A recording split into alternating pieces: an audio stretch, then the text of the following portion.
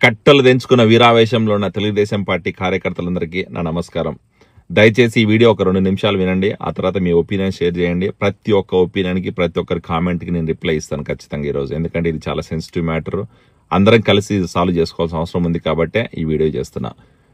Telugu Desam party కార్యకర్తలు కరెక్టా, party అధినాయకత్వం కరెక్టా అంటే జడ్జి చేయలేని పరిస్థితి ఈరోజు. ఎందుకంటే తెలుగుదేశం పార్టీ కార్యకర్తల కోపానికి ఒక రీజన్ ఉంది, పార్టీ అధినాయకత్వం తీసుకున్న డెసిషన్కి ఒక రీజన్ ఉంది.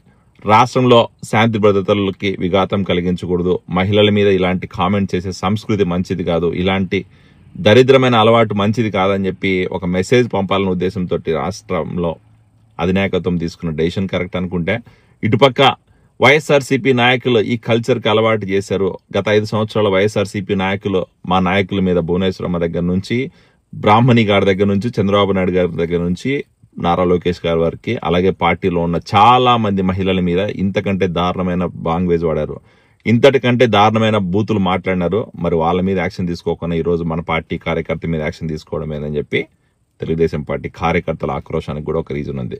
కాకపోతే ఇక్కడ 2 విషయాలు ఆలోచించాలా.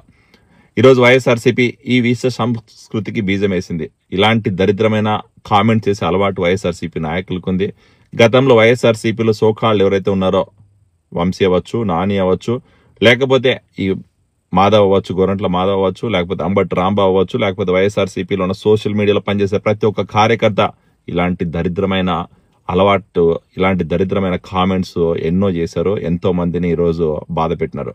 కాకపోతే వాళ్ళందరి మీద యాక్షన్ తీసుకోకుండా ఈరోజు తెలుగుదేశం పార్టీ కార్యకర్త ఆయన మతి స్థీమితం లేకనో, లేకపోతే ఆయనకు మైండ్ సెట్ కరెక్ట్గా లేకనో ఒక మాట మాట్లాడినాడు. ఖచ్చితంగా తప్పేదంటే ఎటువంటి డౌట్ లేదు. ఆయన అన్న మాటని కన్సిడర్ చేసుకొని ఈరోజు ఇంత పెద్ద యాక్షన్ అవసరమా? ఇదే యాక్షన్ వైఎస్ఆర్సీపీ నాయకుల మీద ఎందుకు తీసుకోలేకపోతున్నారని చెప్పి ఈరోజు కార్యకర్తలు నిలదీస్తున్నారు. కార్యకర్తలు లోకేష్ అని అడుగుతున్నారు. లోకేష్ అని నేను కూడా అడుగుతున్నా ఈరోజు. లోకేష్ అన్న, టీడీపీ కార్యకర్త చేసిన తప్పే. టీడీపీ కార్యకర్త ఈరోజు మన డిఎన్ఏలో ఇటువంటి సంస్కృతి లేదు. మన పార్టీ నాయకులు ఇలాంటి మాటలు మాట్లాడారు, ఖచ్చితంగా ఏకీభవిస్తాను. కాకపోతే గత 5 సంవత్సరాల్లో ఈ దరిద్రమైన అలవాటు చేసింది ఎవరు? ఇలాంటి దరిద్రమైన కామెంట్స్ చేసింది ఎవరు? వైఎస్ఆర్సీపీ నాయకులు కదా. ఎన్ని సాలిడ్ ప్రూఫ్స్ ఉన్నాయి మన దగ్గర.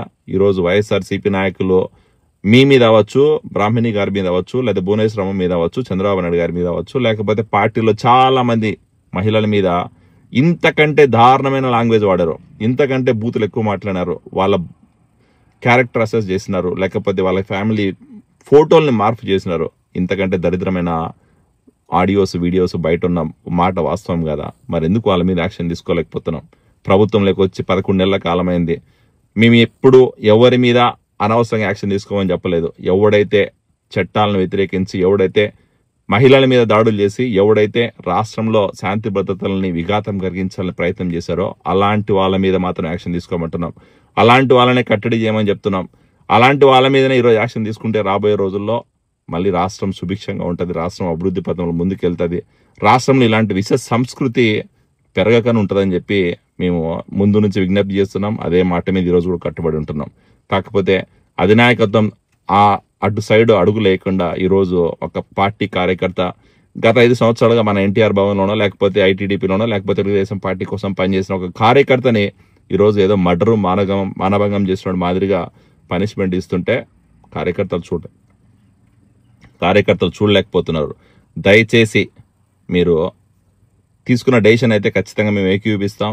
కార్యకర్త చేసిన తప్పే. కాకపోతే ఇలాంటి పనిష్మెంటే వైఎస్ఆర్సీపీ నాయకుల మీద తీసుకోండి. ఇలాంటి పనిష్మెంటే వైఎస్ఆర్సీపీ నాయకుల మీద కూడా చేసి ఈరోజు వైఎస్ఆర్సీపీ ఏదైతే విష సంస్కృతికి అలవాటు పడిందో, ఏదైతే ఈ బూతు మాటలు మాట్లాడడం నేర్చుకుందో, ఏదైతే ఈ సోషల్ మీడియాలో వీళ్ళు పిచ్చి కామెంట్ చేస్తున్నారో వాటినన్నింటినీ కన్సిడర్ చేసుకొని వాళ్ళ మీద యాక్షన్ తీసుకొని వాళ్ళ పార్టీ నాయకులందరినీ కూడా ఈరోజు ఖచ్చితంగా ఇంతకంటే దారుణమైన శిక్ష చేయాల్సిన అవసరం ఉంది. ఆ రోజే మన క్యాడర్ కూడా ఈరోజు సాటిస్ఫై అవుతుంది.